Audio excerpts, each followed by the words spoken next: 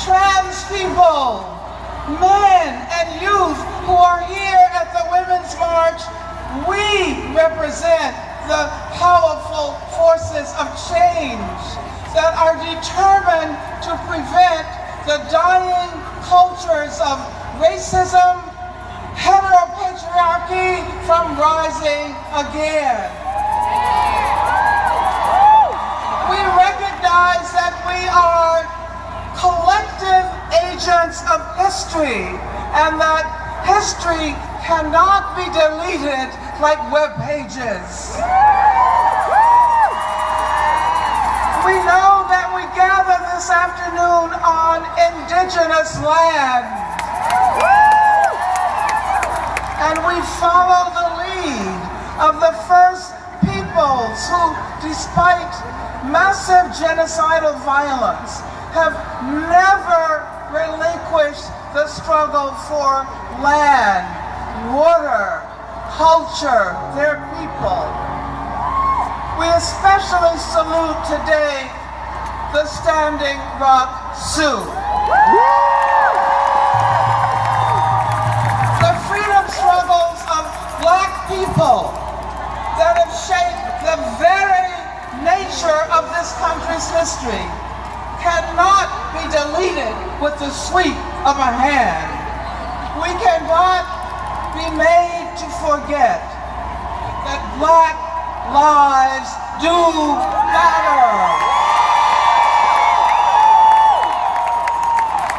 This is a country anchored in slavery and settler colonialism, which means, for better or worse, the very history of the United States is a history of immigration and enslavement. Spreading xenophobia, hurling accusations of murder and rape, and building walls will not erase history. No human being is illegal. The struggle to save the planet, to stop climate change, to guarantee the accessibility of water from the lands of the Standing Rock Sioux to Flint, Michigan, to the West Bank and Gaza. The struggle to save our flora and fauna, to save the air. This is ground zero of the struggle for social justice. This is a women's march, and this women's march represents the promise of feminism as against the pernicious powers of state violence. An inclusive and intersectional feminism. An inclusive and intersectional feminism that calls upon all of us to join the resistance to racism, to Islamophobia, to anti-Semitism, to misogyny, to capitalist exploitation. Yes, we salute the fight for 15. We dedicate ourselves to collective resistance. Resistance to the billionaire mortgage profiteers and gentrifiers. Resistance to the healthcare privateers. Resistance to the attacks on Muslims, on immigrants. Resistance to the attacks on disabled people. Resistance to state violence perpetrated by the police and through the prison industrial complex. Resistance to institutional and intimate gender violence, especially against trans women of color. Women's rights are human rights all over the planet, and that is why we say freedom and justice for Palestine. We celebrate the impending release of Chelsea Manning. And Oscar Lopez Rivera. But we also say, free Leonard Peltier. Free Mumia Abu-Jamal. Free Assata Shakur. Over the next months and years, we will be called upon to intensify our demands for social justice, to become more militant in our defense of vulnerable populations.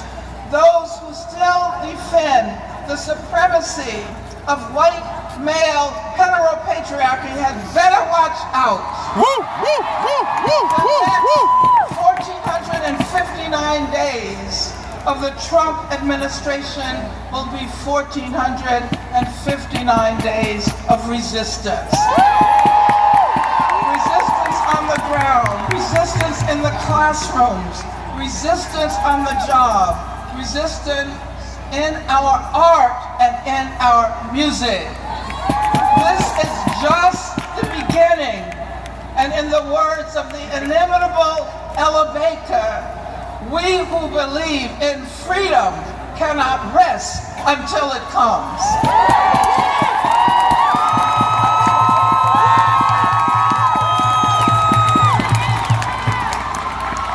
Ladies and gentlemen, you may have read a story that said that we are not marching. I am here to tell you we are marching. We are marching, and we are going to use Constitution Avenue. Please use the numbered streets to march to your north, which is this way. March to the north, get to Constitution Avenue, and turn left. Go to the Washington Monument, I got it.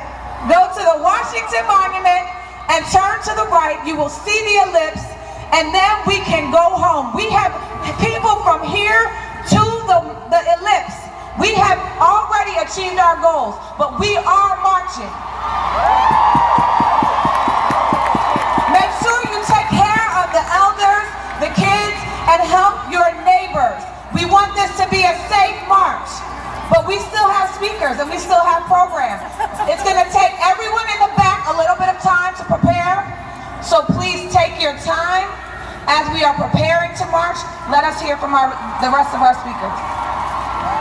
Give it up for Raquel Willis! All right, hi everyone. I know you are amped and ready to go. I promise I won't take too much of your time. And before I start, I want us to take a second and look around. Look at all of these people who are gathered here to take a stand. These are your partners in resistance and liberation. And today, y'all are making a commitment to each other and to a new vision of liberation. Now, when I was younger, my father used to always tell me, walk like you know where you're going.